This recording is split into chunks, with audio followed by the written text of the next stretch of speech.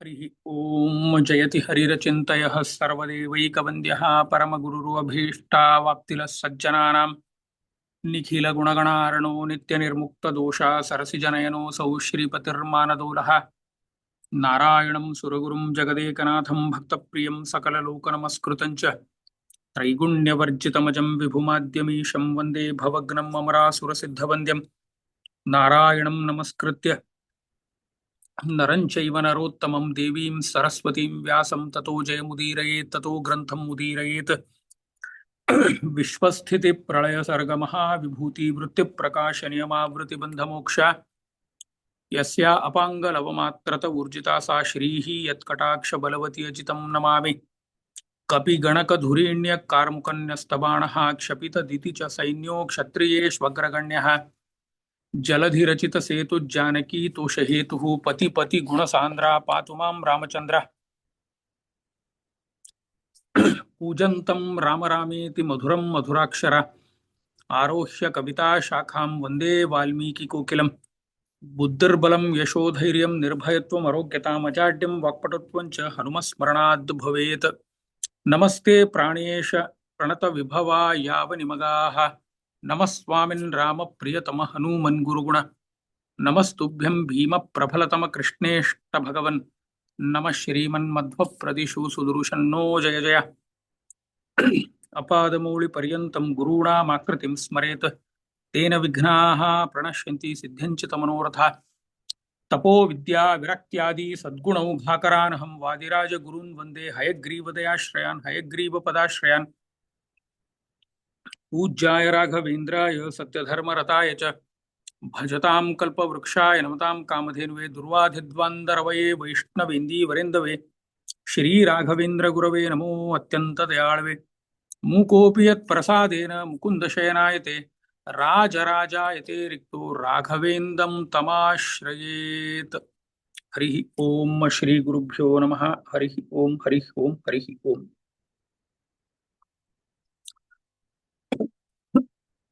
ಪರಮ ಪೂಜ್ಯ ಶ್ರೀ ಶ್ರೀ ಸುಬುಧೇಂದ್ರ ತೀರ್ಥ ಶ್ರೀಪಾದರ ಅಡಿಗಾವರದಲ್ಲಿ ನಮಸ್ಕಾರ ಮಾಡುತ್ತಾ ಎಲ್ಲ ಗುರು ಹಿರಿಯರಿಗೆ ನಮಸ್ಕರಿಸಿ ನನ್ನ ಪ್ರೀತಿಯ ಅಧ್ಯಾತ್ಮ ಬಂಧುಗಳೇ, ನಾವು ರಾಮಾಯಣದ ಬಾಲಕಾಂಡ ಮತ್ತೆ ಅಯೋಧ್ಯೆ ಕಾಂಡ ಮಧ್ಯದಲ್ಲಿ ಇನ್ನೇನು ರಾಮ ವನವಾಸಕ್ಕೆ ತೆರಳುವ ಮುನ್ನ ಕೆಲವು ಘಟನೆಗಳನ್ನು ನಾವು ನೆನ್ನೆ ನೋಡಿದ್ವು. ನೆನ್ನೆ ಅಂತಂದ್ರೆ ರಾಮನ ವ್ಯಕ್ತಿತ್ವ ಹೇಗೆ ಇತ್ತು, ರಾಮನ ಜನಪ್ರಿಯತೆ ಹೇಗೆ ಇತ್ತು, ಆಮೇಲೆ ದಶರಥನ ಹೆಂಡಂದಿರ ವ್ಯಕ್ತಿತ್ವ, ಅದರಲ್ಲಿ ಮುಖ್ಯವಾಗಿ ಕೈಕೇಯಿಯ ಒಂದು ಮಂಡುತನದಿಂದ ಏನೇನು ಮುಂದೆ ನಡೆದ ಘಟನೆಗಳು, ಆಮೇಲೆ ಮಂಥರೆ ಹೇಗೆ ಕೈಕೈಗೆ ಕೆಲವು ಹಳೆಯ ಮರೆತು ಹೋಗಿರೋ ಸಂಗತಿಯನ್ನು ಮತ್ತೆ ಅವಳು ನೆನಪಿಸಿದಳು. ಅದರಿಂದಾಗಿ ರಾಮನ ಈ ವನವಾಸಕ್ಕೆ ಹೋಗುವಂತಹ ಒಂದು ಸಂದರ್ಭ ಒದಗಿ ಬಂತು. ಅವು ಎಲ್ಲವೂ ನಿನ್ನೆ ನಾವು ಯಾವತ್ ಶಕ್ತಿ ನೋಡಿದ್ದೆವು. ಇವತ್ತು ಇನ್ನು ಕೈಕೈ ಮತ್ತೆ ದಶರಥನ ಸಂವಾದ ಮುಗುದಿಲ್ಲ ಕೋಪದ ಕೋಣೆಯಲ್ಲಿ. ಅಲ್ಲಿ ಅದಕ್ಕಿಂತ ಮುಂಚೆ ಒಂದು ಮಾತು ಹೇಳಲಿಕ್ಕೆ ನಾನು ಇಷ್ಟಪಡ್ತೇನೆ. ಕೆಲವೊಂದು ಗ್ರಂಥಗಳು ನಮಗೆ, ಕೆಲವೊಂದು ಪುಸ್ತಕಗಳು ಓದಿದಾಗ ನಮಗೆ ಕೆಲವರಿಗೆ ಮನಸ್ಸಿಗೆ ಸಂತೋಷ ಆಗತ್ತೆ, ಕೆಲವರಿಗೆ ಆನಂದ ಆಗತ್ತೆ, ಕೆಲವರಿಗೆ ಆ ಪುಸ್ತಕ ಓದ್ತಾ ಎಮೋಷನ್ಸ್ ಬರುತ್ತೆ. ಆಮೇಲೆ ಕೆಲವರಿಗೆ ಮನಸ್ಸು ಹಗರಾಗತ್ತೆ, ಕೆಲವರಿಗೆ ತಲೆ ಕೆಲಸ ಕೊಡುತ್ತೆ, ಕೆಲವರಿಗೆ ಬೇರೆ ಅವರವರ ಇಚ್ಛೆಯಂತೆ ಹಾಗೆ ಆಗತ್ತೆ. ಆದರೆ ವಾಲ್ಮೀಕಿಗಳ ಬರೆದ ರಾಮಾಯಣ ಏನಿದೆ ಅಲ್ಲ, ಇದು ಆ ರಾಮನ ಚರಿತ್ರೆಯನ್ನು ನಾವು ಕೇಳಿದಾಗ ನಮ್ಮ ದೇಹದ ಸರ್ವಾಂಗದಲ್ಲಿಯೂ ಕೂಡ ಅದು ಆನಂದ ಕೊಡುವಂತಹ ಗ್ರಂಥ. ಹಾಗೆ ವಾಲ್ಮೀಕಿಗಳು ಆ ಈ ಶಾಸ್ತ್ರವನ್ನು ಕಾವ್ಯ ರೂಪದಲ್ಲಿ ರಚನೆ ಮಾಡಿ ನಮ್ಮ ಮುಂದೆ ಕೊಟ್ಟಿದ್ದಾರೆ. ನಾನು ಈಗ ಕಥೆಗೆ ಪ್ರವೇಶ ಮಾಡ್ತೇನೆ. ದಶರಥ ಮಹಾರಾಜ ಮತ್ತೆ ಕೈಕೈ ಇನ್ನೂ ಆ ಕೋಪದ ಕೋಣೆಯಲ್ಲೇ ಇದ್ದಾರೆ. ಆಗ ಯಾವಾಗ ಕೈಕೈ ರಾಮನಿಗೆ 14 ವರ್ಷ ವನವಾಸ ಮತ್ತೆ ಭರತನಿಗೆ ಪಟ್ಟಾಭಿಷೇಕ ಆಗಬೇಕು ಅಂತ ಹೇಳಿದಾಗ ದಶರಥ ಮಹಾರಾಜ ಮೂರ್ಛೆಯಿಂದ ಕೆಳಗೆ ಕುಸಿದ. ಅವನು ಅಂತಂದ್ರೆ ಅರ್ಧ ಮೂರ್ಛೆಯಲ್ಲಿದ್ದಾನೆ, ಅರ್ಧ ಎಚ್ಚರ ಇದೆ ಅವನಿಗೆ. ಆ ಅರೆ ಬರೆತನ ಅವನಲ್ಲಿ ಕಾಣಿಸ್ತಾ ಇತ್ತದು. ಅಂತಂದ್ರೆ ಅರ್ಧ ಮೂರ್ಛೆ ಅರ್ಧ ಎಚ್ಚರದಲ್ಲಿ ದಶರಥ ಇದ್ದ. ರಾತ್ರಿ ಪೂರ್ತಿ ಕಳೆದು ಹೋಯ್ತು. ಬೆಳಗಾಯಿತು. ಬೆಳಗಾದ ಮೇಲೆ ರಾಮನ ಪಟ್ಟಾಭಿಷೇಕ ಆಗಲಿಕ್ಕೆ ಜನರು ಕಾತುರದಿಂದ ಕಾಯ್ತಾ ಇದ್ರು. ಎಲ್ಲ ಸಿದ್ಧತೆ ನಡೆದಿತ್ತು. ನಾನು ಹೇಳಿದ ಹಾಗೆ ಎಲ್ಲ ಸಿದ್ಧತೆ ನಡೆದಿತ್ತು. ಕಾತುರದಿಂದ ಜನರು ಕಾಯ್ತಾ ಇದ್ರು. ಆಗ ಸುಮಂತ್ರ ದಶರಥ ಮಹಾರಾಜನ ಗೆಳೆಯ ಮತ್ತೆ ಅವನ ಗಾಡಿ ಕೂಡ ಓಡಿಸ್ತಾ ಇದ್ದ. ಮತ್ತೆ ಅವನ ವಿತ್ತ ಮಂತ್ರಿ ಅಂತಂದ್ರೆ ವಿತ್ತ ಸಚಿವನಾಗಿದ್ದ ಸುಮಂತ್ರ ನೇರ ಅರಮನೆಗೆ ಬರ್ತಾನೆ. ಒಂದು ತಿಳ್ಕೋಬೇಕು, ಸುಮಂತ್ರನಿಗೆ ದಶರಥನ ಅರಮನೆ ಆಯಿತು ಮತ್ತೆ ಅವನ ಪತ್ನಿಯರ ಏನು ಒಂದು ಅರಮನೆ ಇದೆಯಲ್ಲ ಅಲ್ಲಿ ಹೋಗ್ಲಿಕ್ಕೆ ಅವನಿಗೆ ಸವಲತ್ತಿತ್ತು. ಅಂತಂದ್ರೆ ಅವನಿಗೆ ದಶರಥ ಮಹಾರಾಜ ಮತ್ತೆ ತನ್ನ ಪತ್ನಿಯರ ಜೊತೆ ತುಂಬಾ ಸಲಿಗೆಯಿಂದ ಬಂದಿರುವಂತಹ ಮನುಷ್ಯ ಅವನು ಸುಮಂತ್ರ. ಅವನು ನೇರವಾಗಿ ಹೋಗ್ತಾನೆ. ದಶರಥ ಮಹಾರಾಜ ಮತ್ತೆ ಕೈಕೈ ಕೋಪದ ಕೋಣೆಯಲ್ಲಿದ್ದಾರೆ ಅಂತ ಗೊತ್ತಾದಾಗ ನೇರ ಅಲ್ಲಿಗೆ ಹೋಗ್ತಾನೆ. ಅಲ್ಲಿಗೆ ಹೋದಾಗ ಮೂರ್ಛಿತನಾದ ದಶರಥನನ್ನು ನೋಡ್ತಾನೆ. ನೋಡಿ ಆಗ ಕೈಕೈ ಹೇಳ್ತಾಳೆ, ನೋಡು ನಿಮ್ಮ ಮಹಾರಾಜನಿಗೆ ರಾಮನಿಗೆ 14 ವರ್ಷ ವನವಾಸಕ್ಕೆ ಕಳಿಸಿ ಭರತನಿಗೆ ಪಟ್ಟಾಭಿಷೇಕ ಮಾಡಬೇಕು. ಆದರೆ ನಿಮ್ಮ ಮಹಾರಾಜನಿಗೆ ಅದು ಹೇಳಲಿಕ್ಕೆ ಮುಜುಗರ ಆಗ್ತಾ ಇದೆ, ರಾಮಚಂದ್ರನನ್ನು ಕರಿ ಅಂತ ಕೈಕೈ ಸುಮಂತ್ರನಿಗೆ ಹೇಳ್ತಾಳೆ. ಆಗ ಸುಮಂತ್ರ ಏನು ಮಾಡ್ತಾನಂತಂದ್ರೆ ರಾಮಚಂದ್ರನನ್ನು ಕರೆಸ್ತಾನೆ. ರಾಮಚಂದ್ರ ನೇರವಾಗಿ ಆ ಕೋಣೆಗೆ ಬರ್ತಾನೆ. ನೋಡಿ ರಾಮಚಂದ್ರನದ ಒಂದು ಸೌಜನ್ಯ. ಅವನು ಅಲ್ಲಿಗೆ ಬಂದಿದ ತಕ್ಷಣ ಮೊದಲು ತಂದೆಗೆ ನಮಸ್ಕಾರ ಮಾಡಲ್ಲ, ಕೈಕೈಗೆ ನಮಸ್ಕಾರ ಮಾಡ್ತಾನೆ ರಾಮಚಂದ್ರ. ಅದು ಪ್ರಾಯ ಭಗವಂತ ಆಗಿರ್ಲಿಲ್ಲ ಅಂತಂದ್ರೆ ಅಂತಹ ಒಂದು ಲೋಕ ಶಿಕ್ಷಣಕ್ಕೆ ಬೇರೆ ಯಾರೂ ಹಾಗೆ ಮಾಡ್ತಿರ್ಲಿಲ್ಲ. ಅದು ಭಗವಂತನ ಪರಾಕಾಷ್ಠೆ. ಅದು ಅವನು ನೇರವಾಗಿ ಹೋಗಿ ಕೈಕೈಗೆ ನಮಸ್ಕಾರ ಮಾಡ್ತಾನೆ. ನಮಸ್ಕಾರ ಮಾಡಿದ ಮೇಲೆ ತಂದೆಗೆ ನಮಸ್ಕಾರ ಮಾಡ್ತಾನೆ. ಆಮೇಲೆ ಅದು ಒಂದು ಭಾರಿ ವಿಚಿತ್ರವಾದಂತಹ ಚಿತ್ರಣ ವಾಲ್ಮೀಕಿಗಳು ನಮಗೆ ರಾಮಾಯಣದಲ್ಲಿ ಕೊಡ್ತಾರೆ.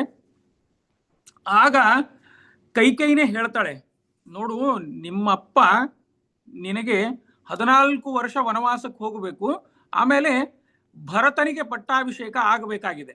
ಇದೇನು ಸಂಭ್ರಮ ಮತ್ತೆ ಎಲ್ಲ ಏನು ಆಚರಣೆ ನಡೆದಿದೆ ಅಲ್ಲ, ಇದೇ ಮಂಟಪದಲ್ಲಿ ಅಥವಾ ಇದೇ ಸಂಭ್ರಮದಲ್ಲಿ ನಿನ್ನ ತಮ್ಮ ಭರತನಿಗೆ ಪಟ್ಟ ಆಗಬೇಕು, ನೀನು 14 ವರ್ಷ ವನವಾಸಕ್ಕೆ ಹೋಗಬೇಕು ಅಂತ ಇದು ನಿಮ್ಮ ಅಪ್ಪನ ಅಭಿಪ್ರಾಯ. ಆದರೆ ಅವರಿಗೆ ಹೇಳಲಿಕ್ಕೆ ಮುಜುಗರ ಆಗ್ತಾ ಇದೆ ನಿನಗೆ, ಅದಕ್ಕೆ ನಾನೇ ಕರೆದು ಹೇಳಿಸಿದೆ ಅಂತ ಕೈಕೈ ರಾಮನ ಮುಂದೆ ಹೇಳ್ತಾಳೆ. ಆಗ ರಾಮ ನಗತಾ ನಿಂತು ಬಿಡ್ತಾನೆ. ಅವನು ರಾಮ ನಗತಾ ನಿಂತು ಆಗ ಹೇಳ್ತಾನೆ, ಆಯ್ತು ತಾಯಿ, ನಾನು ವನವಾಸಕ್ಕೆ ಹೋಗ್ತೇನೆ 14 ವರ್ಷ. ಆದರೆ ನನಗೆ ಒಂದು ಬೇಜಾರಾಯಿತು. ಈ ಮಾತು ನಮ್ಮ ಅಪ್ಪನೇ ನನಗೆ ಹೇಳಿದ್ದ ಅಂತಂದ್ರೆ ನನಗೆ ಇನ್ನೂ ಆನಂದದಿಂದ ನಾನು ವನವಾಸಕ್ಕೆ ಹೋಗ್ತಾ ಇದ್ದೆ ಅಂತ ರಾಮಚಂದ್ರ ಹೇಳ್ತಾನೆ. ಆಗ ಕೈಕೈ ಹೇಳ್ತಾಳೆ, ಭರತನಿಗೆ ಪಟ್ಟಾಭಿಷೇಕ ಆಗೋದು ಆಗ್ಲೇಬೇಕು, ನೀನು ಕಾಡಿಗೆ ಹೋಗಬೇಕು ಅಂತ ಹೇಳಿದಾಗ ಆಗ ರಾಮಚಂದ್ರ ಹೇಳ್ತಾನೆ, ಆಯ್ತು ನಾನು ಹೋಗ್ತೇನೆ, ಆದರೆ ಭರತನಿಗೆ ಪಟ್ಟಾಭಿಷೇಕ ಆಗೋದು ನನ್ನಷ್ಟು ಜಗತ್ತಿನಲ್ಲಿ ಸಂತೋಷ ಪಡೋರೇ ಯಾರಿಲ್ಲ ಅಂತ ರಾಮಚಂದ್ರ ಹೇಳ್ತಾನೆ. ನಾನೇ ನಿಂತು ಅವನಿಗೆ ಪಟ್ಟಾಭಿಷೇಕ ಮಾಡಿ 14 ವರ್ಷ ವನವಾಸಕ್ಕೆ ಹೋಗ್ತೇನೆ ಅಂತ ಹೇಳ್ತಾನೆ. ಆಗ ಈ ಮಾತು ಕೇಳಿ ಕೈಕೈ ಏನು ಹೇಳ್ತಾಳಂತಂದ್ರೆ, ಇಲ್ಲಿ ವಾಲ್ಮೀಕಿಗಳು ಕೈಕೈಯ ಅಂತಂದ್ರೆ ಅವಳ ಮನಸ್ಥಿತಿ ಮತ್ತೆ ರಾಮನ ಮನಸ್ಥಿತಿಯನ್ನು ವ್ಯಕ್ತಿ ಚಿಂತ್ರಣ ಮಾಡ್ತಾರೆ. ಅವರು ಒಂದು ಕಾಂಟ್ರಾಸ್ಟ್ ಬಿಲ್ಡ್ ಮಾಡ್ತಾರೆ ಅಲ್ಲಿ ಆ ಒಂದು ಅಯೋಧ್ಯ ಕಾಂಡದಲ್ಲಿ. ಆಗ ಕೈಕೈ ಹೇಳ್ತಾಳೆ, ಇಲ್ಲ ನೀನು ಭರತನಿಗೆ ಪಟ್ಟಾಭಿಷೇಕ ಮಾಡ್ತೀವಿ ನಾವು, ನಮ್ಮ ಜವಾಬ್ದಾರಿ ಅದು. ಆದರೆ ನೀನು ಈಗಲೇ ಕಾಡಿಗೆ ಹೊರಟು ಹೋಗ್ಬಿಡು, ನೀನು ಬಹಳ ದಿನ ಕಾಯ್ಬೇಡ. ಯಾಕೆಂತಂದ್ರೆ ಅವಳಿಗೆ ಒಂದು ಭಯ ಇತ್ತು. ಎಲ್ಲಿ ರಾಮನೇ ನಿಂತು ಭರತನಿಗೆ ಪಟ್ಟಾಭಿಷೇಕ ಮಾಡೋ ಪ್ರಸಂಗ ಏನಾದ್ರೂ ಬಂದ್ರೆ ಭರತ ನಾನು ಪಟ್ಟಾಭಿಷಿಕ್ತನಾಗಲ್ಲ, ರಾಮನಿಗೆ ಪಟ್ಟಾಭಿಷೇಕ ಮಾಡ್ತೀನಿ ಅಂತ ಎಲ್ಲಾದ್ರೂ ಭರತ ಅವಳಿಗೆ ತಿರುಗಿ ಬಿದ್ದಾಗ ಅವಳ ಒಂದು ಆಕಾಂಕ್ಷೆಗಳು ಸ್ಯಾಬೋಟಾಜ್ ಆಗೋ ಒಂದು ಪರಿಸ್ಥಿತಿ ಆಗತ್ತೆ ಅಂತ ಹೇಳಿ ಅವಳು ನೀನು ಈಗಿಂದೀಗಲೇ ಅರಣ್ಯಕ್ಕೆ ಹೋಗ್ಬಿಡು, ನೀನು ಬಾಳೊತ್ತಿ ಇಲ್ಲಿ ಇರಬೇಡ, ನಾವು ಅವನ ಪಟ್ಟಾಭಿಷೇಕ ನಾವೆಲ್ಲ ಇದ್ದೀವಲ್ಲ, ನಾವು ಮಾಡ್ತೀವಿ, ನಿನ್ನ ಅವಶ್ಯಕತೆ ಇಲ್ಲ, ನೀನು ಕಾಡಿಗೆ ಹೋಗು ಅಂತ ಕೈಕೇಯಿ ರಾಮಚಂದ್ರನಿಗೆ ಹೇಳ್ತಾಳೆ. ಆಗ ರಾಮಚಂದ್ರ ಇನ್ನೂ ಎರಡು ಮೂರು ಮಾತುಗಳನ್ನಲ್ಲಿ ಆಡ್ತಾನೆ ಅವನು. ಅದು ತುಂಬಾ ರೋಚಕವಾದಂತಹ ಮಾತು.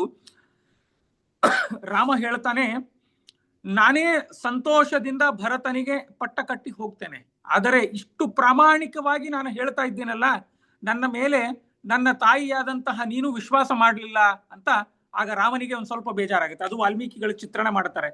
ಆಮೇಲೆ ನನ್ನ ತಂದೆ ಈ ವಿಷಯದಲ್ಲಿ ನನ್ನ ಮೇಲೆ ವಿಶ್ವಾಸವೇ ಮಾಡಲಿಲ್ಲ. ಯಾಕೆ ಅಂತಂದ್ರೆ ನಾನು ದುಡ್ಡಿಗೋಸ್ಕರ ಅರಮನೆಯಲ್ಲಿ ಇದ್ದವನಲ್ಲ, ನಾ ಎಲ್ಲಾ ರಾಜ್ಯಭಾರವನ್ನು ನಾನು ಕೊಟ್ಟು ಇವನಿಗೆ ಭರತನಿಗೆ ನಾನು ಕಾಡಿಗೆ ಹೋಗ್ತಿದ್ದೆ, ಆದರೆ ಈ ಒಂದು ಮಾತು ನನ್ನ ಅಪ್ಪ ನನಗೆ ಹೇಳಿರ್ಬೇಕಾಗಿತ್ತು ಅಂತ ರಾಮನ ಒಂದು ಬೇಜಾರತನ ಅಲ್ಲಿ ವಾಲ್ಮೀಕಿಗಳು ಚಿತ್ರಣ ಮಾಡ್ತಾರೆ. ಮತ್ತೆ ರಾಮ ಹೇಳ್ತಾನೆ, ರಾಮ ಕೈಕೈಗೆ ಹೇಳ್ತಾನೆ, ತಾಯಿ ನೋಡು, ಅಪ್ಪ ನನಗೆ ಹೇಳಲಿಲ್ಲ 14 ವರ್ಷ ವನವಾಸಕ್ಕೆ ಹೋಗು ಅಂತ, ಆದರೆ ನೀನು ಹೇಳಿದೆ ಅಲ್ಲ, ಸಾಕು ತಾಯಿ, ನಾನು ವನವಾಸಕ್ಕೆ ಹೋಗ್ತೇನೆ ಅಂತ ರಾಮ ಅವಳಿಗೆ ಮಾತು ಕೊಟ್ಟು ಅಲ್ಲಿಂದ ಹೋಗ್ತಾನೆ. ಆ ಕೋಪದ ಕೋಣೆಯಿಂದ ಆಚೆಗೆ ಬರ್ತಾನೆ. ಆಚೆಗೆ ಬಂದಿದ ತಕ್ಷಣ ಅಲ್ಲಿ ಜನ ಎಲ್ಲ ನೆರೆದಿರ್ತಾರೆ, ಗುಸುಗುಸು ಮಾತು ಶುರುವಾಗುತ್ತೆ. ಅದಕ್ಕಿಂತ ಮುಂಚೆ ಒಂದು ವಾಲ್ಮೀಕಿಗಳು ಒಂದು ದುಃಖದ ಸಂಗತಿಯನ್ನು ರಾಮಾಯಣದಲ್ಲಿ ಪ್ರೆಸೆಂಟ್ ಮಾಡ್ತಾರೆ ಅವರು. ಅಲ್ಲಿ ನೋಡಿ, ರಾಮ ಕೋಪದ ಕೋಣೆಯಿಂದ ಆಚೆ ಬರಬೇಕಾದ್ರೆ ಮತ್ತೆ ತಾಯಿಯಾದ ಕೈಕೇಯಿಗೆ ನಮಸ್ಕಾರ ಮಾಡ್ತಾನೆ, ಮತ್ತೆ ದಶರಥನಿಗೆ ನಮಸ್ಕಾರ ಮಾಡಿದಾಗ ವಾಲ್ಮೀಕಿಗಳಿಗೆ ದುಃಖ ಆಗಿದ್ದು ಯಾಕೆ ಅಂತಂದ್ರೆ, ದಶರಥನಿಗೆ ನಮಸ್ಕಾರ ಮಾಡಿ ಬರಬೇಕಾದ್ರೆ ಏನು ವಾಲ್ಮೀಕಿಗಳಿಗೆ ದುಃಖ ಆಗಲಿಲ್ಲ, ಆದರೆ ಕೈಕೇಯಿಗೆ ನಮಸ್ಕಾರ ಮಾಡಬೇಕಾದ್ರೆ ವಾಲ್ಮೀಕಿಗಳು ತುಂಬಾ ದುಃಖದಿಂದ ಅದನ್ನ ಅವರು ವ್ಯಕ್ತಪಡಿಸ್ತಾರೆ. ಅಷ್ಟು ಎಕ್ಸ್ಪೋಸ್ ಮಾಡ್ತಾರಲ್ಲಿ ಆ ರಾಮಾಯಣದಲ್ಲಿ, ಆ ಕಾಂಡದಲ್ಲಿ ಅವರು. ಆಗ ಹೇಳ್ತಾರೆ, ಕೆಟ್ಟ ಮನಸ್ಥಿತಿಯಾದ ತಾಯಿಗೂ ಕೂಡ ಒಳ್ಳೆ ಮನಸ್ಸಿನ ಮಗ ರಾಮಚಂದ್ರ ನಮಸ್ಕಾರ ಮಾಡಿದ ಅಂತ ಹೇಳ್ತಾರೆ. ಅದು ಅನ್ಯಾದೃಶ ಅವರು ಮಾಡಿದ್ದು ವಾಲ್ಮೀಕಿಗಳು. ಅದು ಕಾಂಟ್ರಾಸ್ಟ್ ಏನ್ ಬಿಲ್ಡ್ ಮಾಡ್ತಾರೆ ಕ್ಯಾರೆಕ್ಟರ್ಸ್ದು, ಅದು ಪ್ರಾಯ ರಾಮಾಯಣವನ್ನು ಬಿಟ್ಟು ಬೇರೆ ಯಾವ ಕಾವ್ಯಶಾಸ್ತ್ರದಲ್ಲಿಯೂ ಕೂಡ ಹಾಗೆ ಅದನ್ನು ಮಾಡ್ಲಿಕ್ಕೆ ಸಾಧ್ಯವಿಲ್ಲ. ಅದು ಅನ್ಯಾದೃಶ ಅವರು ಮಾಡಿರುವುದು. ಹೊರಗಡೆ ಆಚೆ ಜನ ನಿಂತಿದ್ದಾರೆ, ಎಲ್ಲ ಗುಸುಗುಸು ಮಾತಾಡ್ತಾ ಇದ್ದಾರೆ. ರಾಮ ಕೋಣೆಗೆ ಹೋಗಬೇಕಾದ್ರೆ ನಗತಾ ಹೋಗಿದ್ದ, ಬರಬೇಕಾದ್ರೂ ಕೂಡ ನಗತಾನೆ ಬಂದ. ಅವನ ಮುಖದಲ್ಲಿ ಯಾವುದೇ ತರ ಚೇಂಜಸ್ಸೇ ಕಾಣಿಸ್ಲಿಲ್ಲ. ಯಾಕೆ ಅಂತಂದ್ರೆ ಭಗವಂತನ ಮುಖ ಯಾವಾಗಲೂ ಪ್ರಶ್ನೆ ಚಿಹ್ನವೇ. ನಾವು ಪೂಜೆಯ ಮತ್ತೆ ನಮ್ಮ ಜಪತಪಗಳನ್ನು ನಾವು ಮಾಡಿದಾಗ ಭಗವಂತನಿಗೆ ಒಂದು ಸ್ತುತಿ ಮಾಡುತ್ತೇವೆ, ಸಂಪ್ರಶ್ನ ಭುವನ ಯಂತ್ಯಮ್ಯ ಅಂತಂದ್ರೆ ಭಗವಂತ ಯಾವಾಗಲೂ ಎಲ್ಲರಿಗೂ ಪ್ರಶ್ನೆ ಚಿಹ್ನೆಯಾಗೇ ಉಳಿತಾನಲ್ಲ, ಅವನೇ ದೇವರು. ಹಾಗೆ ಅವನ ಮುಖ ಯಾರೂ ರೀಡ್ ಮಾಡ್ಲಿಕ್ಕೆ ಆಗಲಿಲ್ಲ, ಭಗವಂತ ರಾಮಚಂದ್ರನ ಮುಖ. ಅವನು ಹೋಗ್ತಾನು ಒಳಗಡೆ ಹೋಗ್ತಾನು ನಗತಾನೆ ಹೋದ, ಆಚೆ ಬರಬೇಕಾದ್ರೂ ನಗತಾನೆ ಬಂದ. ಹಾಗೆ ಒಂದು ನನಗೆ ಮಧ್ವ ವಿಜಯದ ಒಂದು ನಾರಾಯಣ ಪಂಡಿತಾಚಾರ್ಯರು ಕೃಷ್ಣನ ವಿಗ್ರಹದ ಬಗ್ಗೆ ವಿಶ್ಲೇಷಣೆ ಮಾಡಬೇಕಾದ್ರೆ ಅಲ್ಲಿ ಹೇಳ್ತಾರೆ ಅವರು, ಮಂದಹಾಸ ಮೃದು ಸುಂದರಾನನಂ ಅಂತ. ಹಾಗೆ ರಾಮಚಂದ್ರನ ಮುಖ, ಆ ಮಂದಹಾಸದಿಂದಾನೇ ರಾಮಚಂದ್ರ ಆಚೆಗೆ ಬಂದ.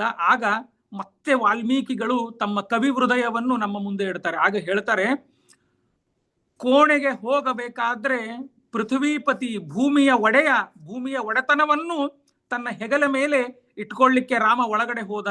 ಹೊರಗಡೆ ಬಂದಾಗ ಅವನು ಕಾಡಿಗೆ ಹೋಗುವ ರಾಮನಂತೆ ಕಾಣಿಸಿದ ಅಂತ ವಾಲ್ಮೀಕಿಗಳು ಅಲ್ಲಿ ಚಿತ್ರಣ ಮಾಡ್ತಾರೆ. ಇದು ಕವಿ ಹೃದಯ ವಾಲ್ಮೀಕಿಗಳದು.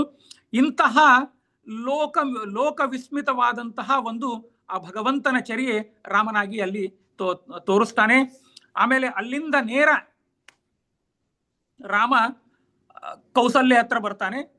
ಇಲ್ಲಿ ಇವಾಗ ನಾವು ಕೌಸಲ್ಯ ಮತ್ತೆ ಸ್ವಲ್ಪ ಲಕ್ಷ್ಮಣನ ವ್ಯಕ್ತಿ ಚಿಂತನೆಯನ್ನು ನಾವಿಲ್ಲಿ ಮಾಡಬೇಕು. ಮತ್ತೆ ಅವರಿಬ್ಬರಿಗೂ ರಾಮ ಹೇಗೆ ಬಾಯಿ ಮುಚ್ಚಿಸಿದ. ಅವರು ಅನೇಕ ಪ್ರಶ್ನೆಗಳನ್ನು ಹಾಕ್ತಾರೆ.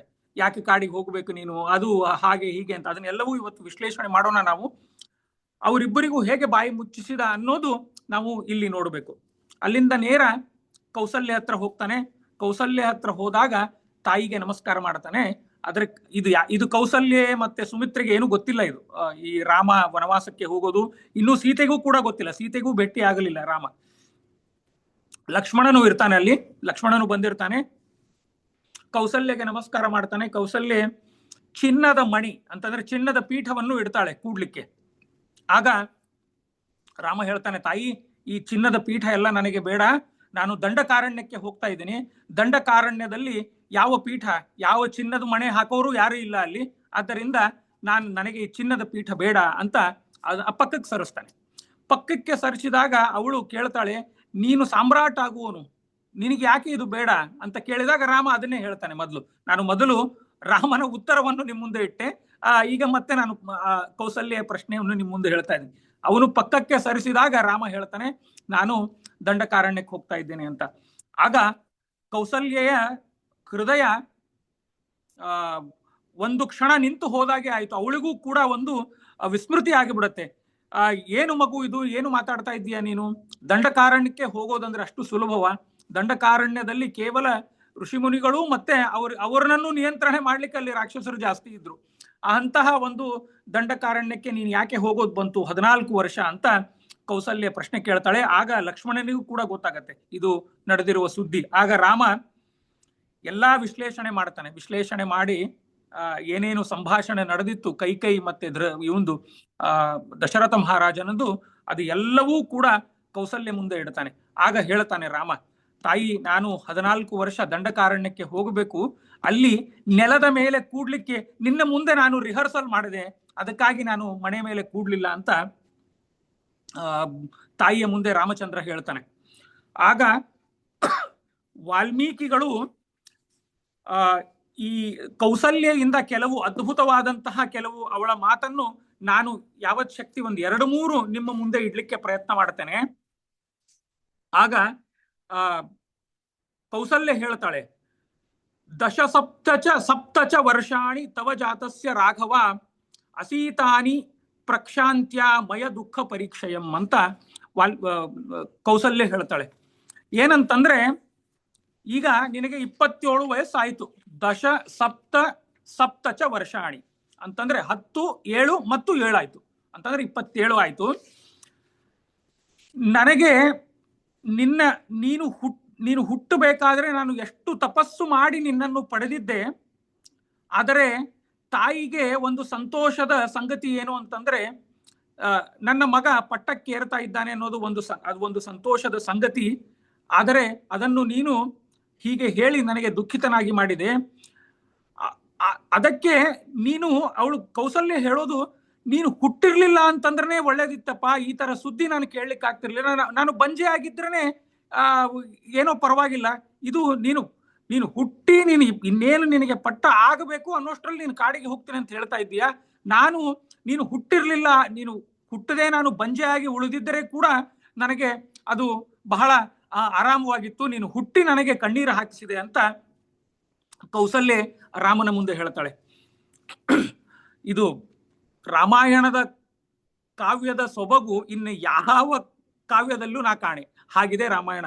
ಒಂದೊಂದು ಕ್ಯಾರೆಕ್ಟರ್ಸ್ ನಿಂದ ವಾಲ್ಮೀಕಿಗಳು ಆ ಒಂದು ಸಾಮಾಜಿಕ ತುಡಿತ, ಸಾಮಾಜಿಕ ವ್ಯವಸ್ಥೆ, ಆಮೇಲೆ ಒಬ್ಬರೊಬ್ರು ಮನಸ್ಥಿತಿಯನ್ನು ಇಷ್ಟು ಚೆನ್ನಾಗಿ ಅವರು ವಾಲ್ಮೀಕಿಗಳು ಅದರ ವ್ಯಕ್ತಿ ಚಿಂತನೆ ಮಾಡ್ತಾರಂತಂದ್ರೆ, ಕೇವಲ ನಾವು 7 ದಿನ 14 ದಿನದಲ್ಲಿ ರಾಮಾಯಣ ಮುಗಿಸ್ಲಿಕ್ಕಾಗಲ್ಲ. ಇದು ವರ್ಷ ಜನುಮದಲ್ಲಿಯೂ ಕೂಡ ಆ ರಾಮಾಯಣವನ್ನು ಮುಗಿಸ್ಲಿಕ್ಕಾಗಲ್ಲ ನಮಗೆ. ಹಾಗೆ ರಾಮಾಯಣ ಅದು ಆ ವ್ಯಕ್ತಿ ಚಿಂತನೆ ಮಾಡತ್ತಲ್ಲಿ. ಆಗ ಅಲ್ಲಿ ನೋಡಿ, ಅಲ್ಲಿ ವಾಲ್ಮೀಕಿಗಳ ಇನ್ನೊಂದು ಅದ್ಭುತ ಚಮತ್ಕಾರ. ಅವರು ಏನ್ ಮಾಡ್ತಾರೆ ಅಂತಂದ್ರೆ, ಮತ್ತೆ ಒಂದು ಕಾಂಟ್ರಾಸ್ಟ್ ತೋರಿಸ್ತಾರಲ್ಲಿ. ದಶರಥ ಅಂತಂದ್ರೆ ದಶರಥ ಮತ್ತೆ ಕೈಕೈ, ಆ ಕೈಕೈ ಅವರಿಬ್ರು ಮತ್ತೆ ಸಂಭಾಷಣೆಯ ಒಂದು ಕಾಂಟ್ರಾಸ್ಟ್ ಅಲ್ಲಿ ತೋರಿಸ್ತಾರೆ. ಆಗ ಅಲ್ಲಿ ನೋಡಿ, ದಶರಥ ಹೇಳಿದ್ದು ಏನು ಅಂತಂದ್ರೆ, ಮಗ ರಾಮ, ಈಗ ಉದಾಹರಣೆಗೆ ತಂದೆ ತಾಯಂದಿರು ಹೇಳ್ತಾರೆ, ನನ್ನ ಮಕ್ಕಳು ನನ್ನ ಮಾತು ಕೇಳ್ತಾರೆ ಅನ್ನೋದೇ ಒಂದು ಖುಷಿ ಆಗ್ಬಿಡತ್ತೆ ಇವಾಗ. ಯಾಕೆಂತಂದ್ರೆ ಈಗ ಸರ್ವೇ ಸಾಮಾನ್ಯವಾಗಿ ಮಕ್ಕಳು ತಂದೆ ತಾಯಿ ಮಾತು ಕೇಳಲ್ಲ. ಆದ್ರೂ ಕೂಡ ಯಾರಾದ್ರೂ ತಮ್ಮ ಮಕ್ಕಳು ತಮ್ಮ ಮಾತು ಕೇಳ್ತಾರಂತಂದ್ರೆ ಅದು ಒಂದು ವಿಸ್ಮಯನೇ. ಹಾಗೆ ದಶರಥ ಹೇಳ್ತಾನೆ, ನನ್ನ ಮಗ ನನ್ನ ಮಾತು ಕೇಳಬಾರದಿತ್ತು, ಅಂತಹ ಮಂಡು ಮಗ ಆದ್ರೂ ನನಗೆ ಹುಟ್ಟಲಿಲ್ಲ ಅಂತ ದಶರಥ ಹೇಳ್ತಾನಂತೆ. ಕೌಸಲ್ಯ ಹೇಳ್ತಾಳೆ, ನೀನು ಹುಟ್ಟದೆ ನಾನು ಬಂಜೆ ಆಗಿದ್ದರೆ ಇನ್ನೂ ಒಳ್ಳೇದಾಗಿರೋದು, ಈ ಒಂದು ದಿನ ನಾನು ನೋಡ್ಲಿಕ್ಕೆ ಆಗ್ತಿರ್ಲಿಲ್ಲ ಅಂತ ಅವರಿಬ್ಬರ ಬಗ್ಗೆ ಅಲ್ಲಿ ವ್ಯಕ್ತಿ ಚಿತ್ರಣ ಮಾಡ್ತಾರೆ ವಾಲ್ಮೀಕಿಗಳು. ಆಗ ಹೇಳ್ತಾಳೆ ಇವಳು ಕೌಸಲ್ಯೆ, ಆಯ್ತಪ್ಪ ನೀನು ಕಾಡಿಗೆ ಹೋಗ್ತೀಯಲ್ಲ, ಕಾಡಿಗೆ ಹೋಗ್ಲಿಕ್ಕೆ ನಿನಗೆ ಅಪ್ಪಣೆ ಯಾರು ಕೊಡ್ತಾರೆ ಅಂತಂದ್ರೆ, ನಮ್ಮ ಶಾಸ್ತ್ರದಲ್ಲಿ ವೇದದಲ್ಲಿ ಹೇಳತ್ತೆ, ಮಾತೃದೇವೋ ಭವ, ಪಿತೃದೇವೋ ಭವ, ಆಚಾರ್ಯ ದೇವೋ ಭವ, ಅತಿಥಿ ದೇವೋ ಭವ ಅಂತ ಹೇಳುತ್ತೆ. ಆ ಎಲ್ಲದರಲ್ಲೂ ಮೊದಲು ಯಾರು? ಮಾತೃದೇವೋ ಭವ ಅಂತಂದ್ರೆ ತಂದೆಗಿಂತ ತಾಯಿ ದೊಡ್ಡವಳು. ತಾಯಿಯ ತೂಕ ಸ್ವಲ್ಪ ತಂದೆಗಿಂತ ಜಾಸ್ತಿ ಇರುತ್ತೆ. ಆದ್ದರಿಂದಾಗಿ ನಾನು ತಾಯಿಯಾಗಿ ಹೇಳ್ತಾ ಇದ್ದೀನಿ, ನೀನು ಕಾಡಿಗೆ ಹೋಗುವಂಗಿಲ್ಲ, ನೀನು ಕಾಡಿಗೆ ಹೋಗಬೇಡ, ನಾನು ಒಬ್ಬ ತಾಯಿಯಾಗಿ ಹೇಳ್ತಾ ಇದ್ದೀನಿ, ನೀನು ಕಾಡಿಗೆ ಹೋಗಬೇಡ ಅಂತ ಕೌಸಲ್ಯ ಹೇಳ್ತಾಳೆ. ಅಲ್ಲಿ ನೋಡಿ, ಅಲ್ಲಿ ವಾಲ್ಮೀಕಿಗಳು ಹೇಳ್ತಾರೆ, ಯಥೈವ ರಾಜ ಪೂಜಸ್ತೆ ಗೌರವೇಣ ತಥಾ ಹಯಂ ತ್ವಾಂ ನಾಹಮನು ಜಾನಾಮಿ ನ ಗಂತವ್ಯಂ ಮಿತೋ ವನಂ ಅಂತ ಕೌಸಲ್ಯ ಹೇಳ್ತಾಳೆ, ನೀನು ಕಾಡಿಗೆ ಹೋಗಬೇಡ, ಇದು ನನ್ನ ಆಜ್ಞೆ ಅಂತ ಹೇಳಿದಾಗ ರಾಮ ಹೇಳ್ತಾನೆ, ತಾಯಿ ನಾನು ಮತ್ತೆ ನೀನು ಮೊದಲು ನಾವು ಅಯೋಧ್ಯೆಯ ಪ್ರಜೆಗಳು, ದಶರಥ ಮಹಾರಾಜನ ಆಸ್ಥಾನದಲ್ಲಿ ಇರುವವರು. ಇಲ್ಲಿ ರಾಜಾಜ್ಞೆಯನ್ನು ಮೀರಿ ನಾವು ಏನೂ ಮಾಡ್ಲಿಕ್ಕಿಲ್ಲ. ರಾಜಾಜ್ಞೆಯನ್ನು ಮೀರಿ ನಾವು ರಾಜನ ಒಂದು ಆಜ್ಞೆ ಏನಿದೆ ಅಲ್ಲ ಅದನ್ನು ನಾನು ಅಸಿಂಧು ಮಾಡ್ಲಿಕ್ಕಿಲ್ಲ. ನೀನು ಮಾಡ್ಲಿಕ್ಕೆ ಬರಲ್ಲ, ನಾನು ಮಾಡ್ಲಿಕ್ಕೆ ಬರಲ್ಲ. ಹಾಗೆ ಆದ್ದರಿಂದಾಗಿ ನಾನು ಕಾಡಿಗೆ ಹೋಗ್ತೇನೆ. ನೀನು ಹೇಳ್ತಾ ಇರೋದು ಈ ಒಂದು ಮಾತು ದಯಮಾಡಿ ಕ್ಷಮಿಸು ತಾಯಿ, ನಾನು ಇದನ್ನು ಸ್ವೀಕಾರ ಮಾಡ್ಲಿಕ್ಕಾಗಲ್ಲ. ಯಾಕೆ ಅಂತಂದ್ರೆ ಇದು ರಾಜಾಜ್ಞೆಯನ್ನು ಮೀರಿ ಯಾವ ಆ ದೇಶದ ಪ್ರಜೆ ಅದನ್ನು ತೀರ್ಮಾನ ತಗೊಳ್ಳಿಕ್ಕಾಗಲ್ಲ ಅಂತ ರಾಮ ಅವಳಿಗೆ ಹೇಳ್ತಾನೆ. ಆಮೇಲೆ ಕ್ಷಮಿಸು ತಾಯಿ ಅಂತ ರಾಮಚಂದ್ರ ಹೇಳ್ತಾನೆ. ಮತ್ತೆ ರಾಮ ಹೇಳ್ತಾನೆ, ನನಗೆ ಏನಿಲ್ಲ ತಾಯಿ, ನಾನು ಕೇವಲ 14 ವರ್ಷ ಮಾತ್ರ ಹೋಗ್ತಾ ಇದ್ದೀನಿ. ಆ ಒಂದು 14 ವರ್ಷ ಮುಗಿತು ಅಂತಂದ್ರೆ ಮತ್ತೆ ನಾನು ಬರ್ತೀನಿ, ನೀನು ಯಾವುದಕ್ಕೂ ಯೋಚನೆ ಮಾಡಬೇಡ ಅಂತ ಹೇಳಿದಾಗ ಆಗ ಕೈಕೇಯಿ ಹೇಳ್ತಾಳೆ ಮತ್ತೆ, ತ್ವಯಾ ಮಯಾಚ ರಾಮಚಂದ್ರನ ಮಾತಿದು, ತ್ವಯಾ ಮಯಾಚ ವೈದೇಹಿ ಲಕ್ಷ್ಮಣೇನ ಸುಮಿತ್ರಯ ಅಂತ ರಾಮ ಹೇಳ್ತಾನೆ. ಅಂತಂದ್ರೆ ನಾನು, ನೀನು, ಮತ್ತೆ ಸೀತೆ ವೈದೇಹಿ, ಮತ್ತೆ ಲಕ್ಷ್ಮಣ, ಮತ್ತೆ ಸುಮಿತ್ರೆ, ನಾವೆಲ್ಲರೂ ಕೂಡ ದಶರಥ ಮಹಾರಾಜನ ಮಾತು ಕೇಳಬೇಕು. ಯಾಕೆ ಅಂತಂದ್ರೆ ಅವನು ಈ ದೇಶದ ರಾಜ. ಇಲ್ಲಿ ನೋಡಿ, ಕೈಕೇಯಿಯನ್ನು ರಾಮಚಂದ್ರ ಹೇಳೋದೇ ಇಲ್ಲ, ಅವಳಿಗೆ ಬಿಟ್ಬಿಡಿ, ಅದು ಅವಳು ಕೇಳಿದ್ರು ಬಿಟ್ಲು ಮಾತು. ಆದರೆ ನಾವು ಮಾತ್ರ ಈ ರಾಜಧರ್ಮವನ್ನು ನಿಭಾಯಿಸಲೇಬೇಕು. ಇಲ್ಲದೆ ಇದ್ರೆ ನಾವು ರಾಜದ್ರೋಹಿಗಳಾಗ್ತೇವೆ. ರಾಜನ ಒಂದು ಏನು ಆದೇಶ ಇದೆ ಅದನ್ನ ಅಸಿಂಧು ಮಾಡ್ಲಿಕ್ಕಾಗಲ್ಲ ಅಂತ ರಾಮಚಂದ್ರ ಹೇಳ್ತಾನೆ. ಹೇಳಿ ಕೈಕೇಯಿಯ ಬಾಯಿ ಮುಚ್ಚಿಸಿಬಿಡ್ತಾನೆ. ಆಗ ಕೈಕೇಯಿ ಹೇಳ್ತಾಳೆ, ಇಲ್ಲ ಮಗು, ನಾನು ನಿನ್ ಜೊತೆ ಬರ್ತೀನಿ ಅಂತಂದಾಗ ಆಗ ಮತ್ತೆ ರಾಮಚಂದ್ರ ಹೇಳ್ತಾನೆ, ಬೇಡ ತಾಯಿ, ನೀನು ಬರೋದು ಇಲ್ಲಿ ಕೈಕೇಯಿಯ ಒಂದು ಚುಚ್ಚು ಮಾತಿನಿಂದ ಕೈಕೇಯಿ ತುಂಬಾ ಅನಾದರದಿಂದ ನಡೆದುಕೊಂಡ್ಲು. ಆದ್ದರಿಂದಾಗಿ ದಶರಥ ಮಹಾರಾಜನಿಗೆ, ನನ್ನ ಅಪ್ಪನಿಗೆ, ನಿನ್ನ ಗಂಡನಿಗೆ ಈ ಒಂದು ಪರಿಸ್ಥಿತಿ ಬಂದಿದೆ. ಅವನನ್ನು ನೀನು ಶುಶ್ರೂಷೆ ಮಾಡ್ತಾ ನೀನು ಇಲ್ಲೇ ಇರು, ಆದರೆ ಗಂಡನ ಬಿಟ್ಟು ನೀನು ಮಗನ ಜೊತೆ ಬರೋದು ಅದು ಕೂಡ ಒಂದು ಅಧರ್ಮ ಆಗತ್ತೆ ಅಂತ ರಾಮಚಂದ್ರ ಅವಳಿಗೆ ಸಂತೈಸಿದ ಮೇಲೆ ಇನ್ನೊಂದು ಈ ರಾಮಾಯಣದ ಒಂದು ಏನೇನು ಈ ಕ್ಯಾರೆಕ್ಟರ್ಸ್ಗಳಿದೆ ಅಲ್ಲ, ಅಲ್ಲಿ ಒಂದು ನಾನು ರಿಯಾಕ್ಷನ್ಸ್ ನಿಮ್ಮ ಮುಂದೆ ಇಡ್ಲಿಕ್ಕೆ ಪ್ರಯತ್ನ ಪಡ್ತೇನೆ. ಅಂತಂದ್ರೆ ಅದು ವಾಲ್ಮೀಕಿಗಳು ಅದರ ಚಿತ್ರಣ ಮಾಡಿದ್ದು ಅನ್ಯಾದೃಶ ಅಂತ ನಾನು ಆಗ್ಲೇ ಹೇಳಿದ್ದೆ. ಇಲ್ಲಿ ಏನಾಗತ್ತೆ ಅಂತಂದ್ರೆ character reactions in the Ramayana is actually one of it's the deepest strength.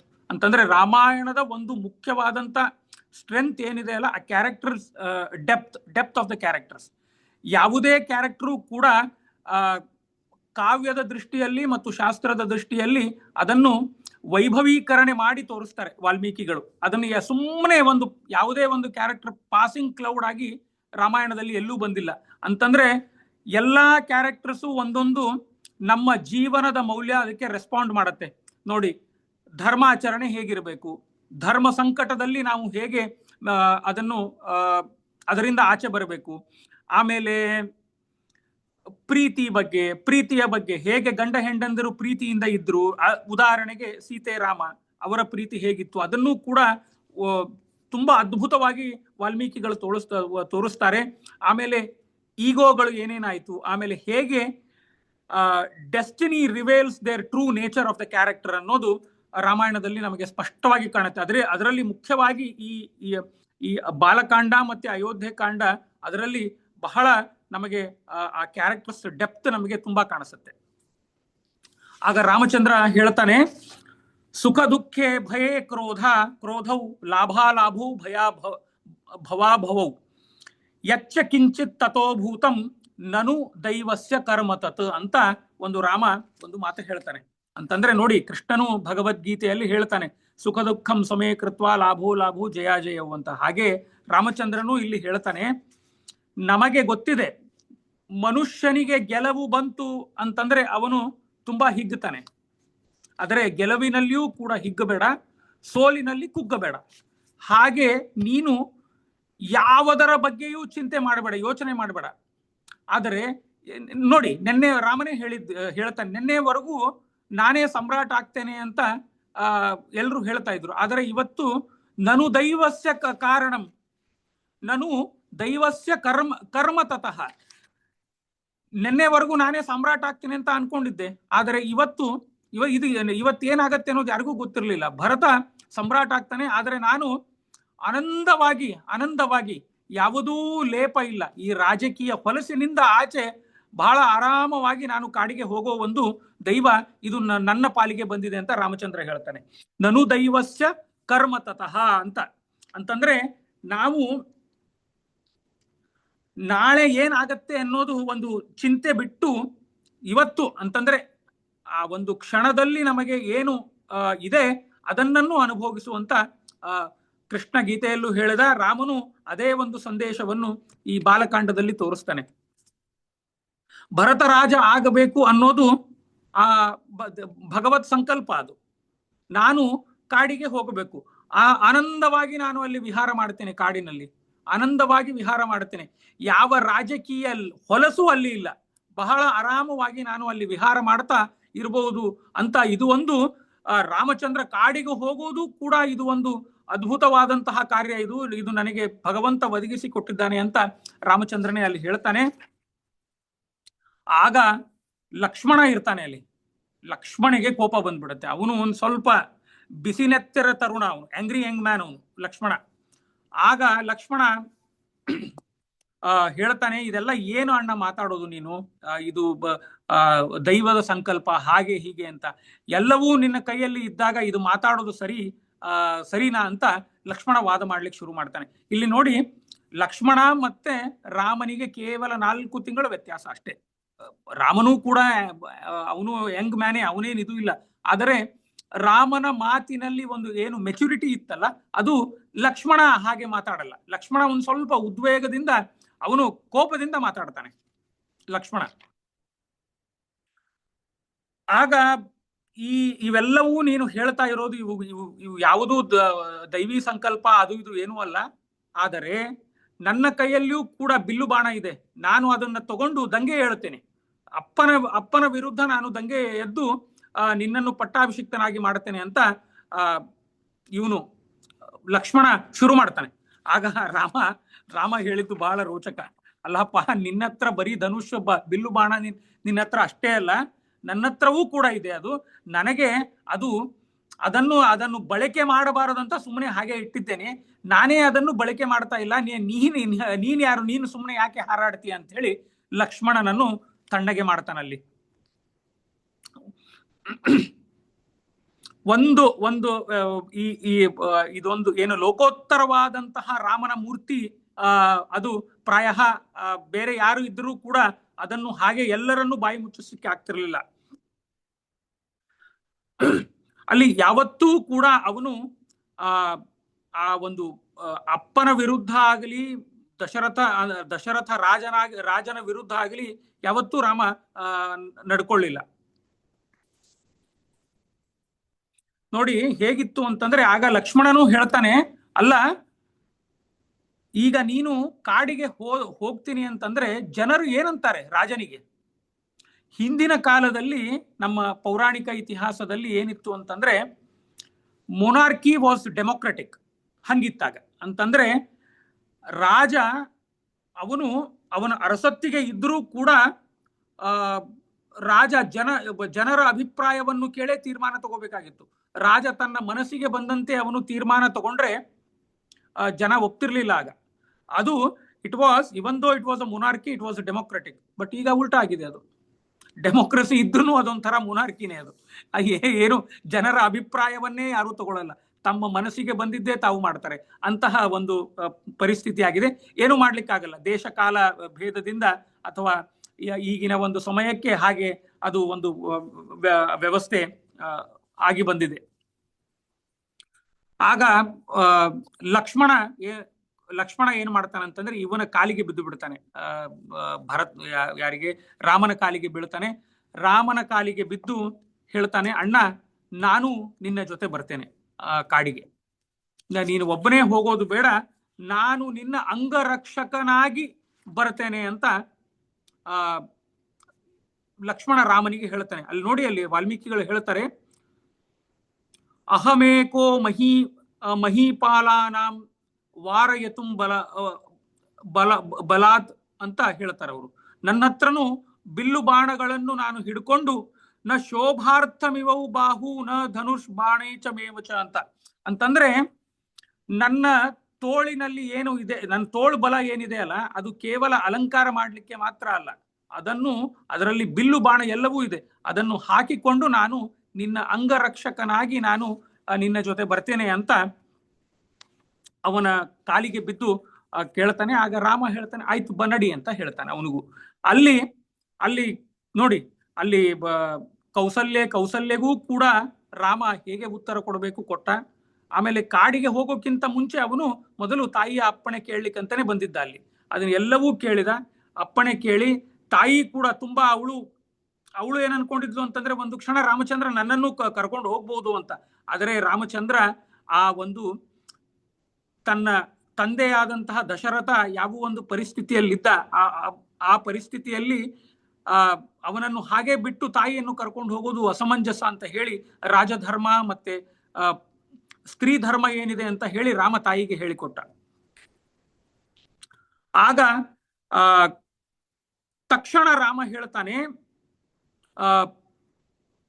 ಪಿತಾಮೇ ಪೃಥ್ವೀಪತಿ ಅಂತ ಇದು ಒಂದು ಮಾತು ಹೇಳಿ ಅಲ್ಲಿಂದ ಹೊರಡ್ತಾನೆ. ಅಂತಂದ್ರೆ ಈ ನನ್ನ ತಂದೆ, ನಿನ್ನ ಗಂಡ ಏನಿದ್ದಾರಲ್ಲ, ಅವರು ಪೃಥ್ವೀಪತಿ, ಅಯೋಧ್ಯೆಯ ರಾಜ, ಅವನನ್ನು ಸಂಭಾಳಿಸಿ ನೀನು ಇರೋದೇ ನಿನ್ನ ಕರ್ತವ್ಯ ಅಂತ ಹೇಳ್ತಾನೆ.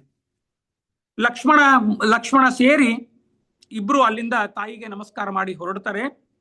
ಹೊರಡಬೇಕಾದ್ರೆ ರಾಮಚಂದ್ರ ಮೊದಲು ಏನ್ ಮಾಡ್ತಾನಂತಂದ್ರೆ, ನೋಡಿ ರಾಮಚಂದ್ರನ ಒಂದು ಸೂಕ್ಷ್ಮತೆ ಹೇಗಿದೆ ಅಂತಂದ್ರೆ, ಅವನು ಎಲ್ಲಿಯೂ ಕೂಡ ಯಾವುದೇ ಸಂದರ್ಭದಲ್ಲಿ ಕೂಡ ಅವನು ತನ್ನ ಆ ಒಂದು ಕರ್ತವ್ಯ ಆಗಲಿ ಮತ್ತೆ ಅದು ಒಂದು ಅವನ ಒಂದು ಸೂಕ್ಷ್ಮತೆ ಏನಿದೆ ಎಲ್ಲೂ ಬಿಟ್ಟು ಕೊಡಲ್ಲ. ರಾಮ ನೇರವಾಗಿ ಕೈಕೈ ನೀನು ಕಾಡಿಗೆ ಹೋಗು ಅಂತ ಹೇಳಿದ ತಕ್ಷಣ ಹೆಂಡತಿ ಹತ್ರ ಹೋಗ್ಲಿಲ್ಲ. ಅವನು ಹೆಂಡತಿ ಹತ್ರ ಹೋಗಿ, ಮನೆಯಲ್ಲಿ ಜಗಳ ಆಗಿದೆ, ಇನ್ನೇನು ನಾವು ಬೇರೆ ಮನೆ ಮಾಡೋಣ, ಪಾಲ್ ಕೇಳೋಣ, ನಮ್ದು ಇಲ್ಲೇ ಅರಮನೆಯ ಪಕ್ಕ ನಾವು ಒಂದು ಮನೆ ಕಟ್ಕೊಂಡು ಇದ್ಬಿಡೋಣ ಅಂತ ರಾಮ ಹಾಗೆ ಮಾಡ್ಲಿಲ್ಲ. ರಾಮ ಮೊದಲು ಹೋಗಿದ್ದೇ ತಾಯಿ ಹತ್ರ, ಕೌಸಲ್ಯ ಹತ್ರ ಹೋಗಿ ಕೌಸಲ್ಯ ಆಶೀರ್ವಾದ ತೆಗೆದುಕೊಂಡು ಕೌಸಲ್ಯಗೆ ಏನು ಹೇಳೋದು ಎಲ್ಲವೂ ಹೇಳಿ ಅಲ್ಲಿಂದ ಹೊರಟ. ಆಗ ಸೀತೆ ಹತ್ರ